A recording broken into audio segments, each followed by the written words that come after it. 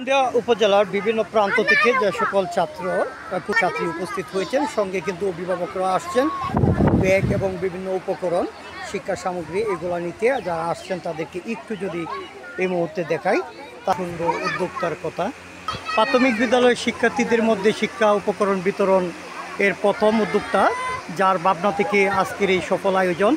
এ পর্যায়ে ওনার মুখ থেকে আমরা কথা শুনতে যাব যে ওনার ভাবনায় কী করে এলো এই এত সুন্দর একটি চিন্তা, যেটা আনুষ্ঠানিকভাবে রূপ নিতে যাচ্ছে। অল্প কিছুক্ষণের মধ্যে কিন্তু আমরা সেই পর্বে চলে যাচ্ছি। এখন কথা শুনবো ম্যাডাম মনিরা আজমের মুখ থেকে। উন্নত মানসিকতা, প্রকৃত জ্ঞানে সমৃদ্ধ হওয়া, ইতিবাচক দৃষ্টিভঙ্গি, সেই সাথে দেশপ্রেম, দেশের মানুষের প্রতি ভালোবাসা, মনুষ্যত্ববোধ ইত্যাদি সমন্বয়ে গঠিত হয় জ্ঞানভিত্তিক মানবিক সমাজ। জ্ঞান চর্চার একটি অন্যতম মাধ্যম হলো অধ্যয়ন। এই অধ্যয়ন বা পড়াশোনা করতে নিম্ন আয়ের পরিবারের শিক্ষার্থীরা নানাবিধ সমস্যার সম্মুখীন হয়।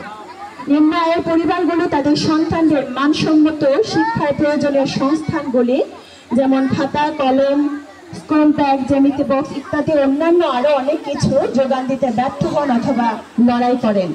এসব শিশুদের পড়াশোনার উৎসাহ যোগানোর জন্য, লেখাপড়ার মান উন্নয়নের জন্য মানসম্মত শিক্ষার একটি গুরুত্বপূর্ণ বিষয় শিক্ষা উপকরণ বিতরণের উদ্দেশ্যে আজ আমরা মিলিত হয়েছি এই প্রাঙ্গণে, যা একটি জ্ঞানভিত্তিক মানবিক সমাজ গঠনে গুরুত্বপূর্ণ ভূমিকা পালন করে। আর এই মহৎ উদ্যোগে আত্মমানবতার সেবায় যারা নিজেকে বিলিয়ে দিয়েছেন তাদের প্রতি শ্রদ্ধা ও কৃতজ্ঞতা জ্ঞাপন করছি। এই মহৎ কাজের গুরুত্ব কিছু মহান ব্যক্তিদের। এইসব মানবিক ব্যক্তিদের জন্য আজ 7টি প্রাথমিক বিদ্যালয়ের 200 জন সুবিধাবঞ্চিত শিক্ষার্থী পাচ্ছে শিক্ষা উপকরণ, যেমন স্কুল ব্যাগ, খাতা, কলম, পেন্সিল, রাবার, পেন্সিল অথবা কলম রাখার বক্স ইত্যাদি। কাজের চেয়ে বড় কোনো কাজ নেই, মানবতার চেয়ে বড় কোনো ধর্ম নেই।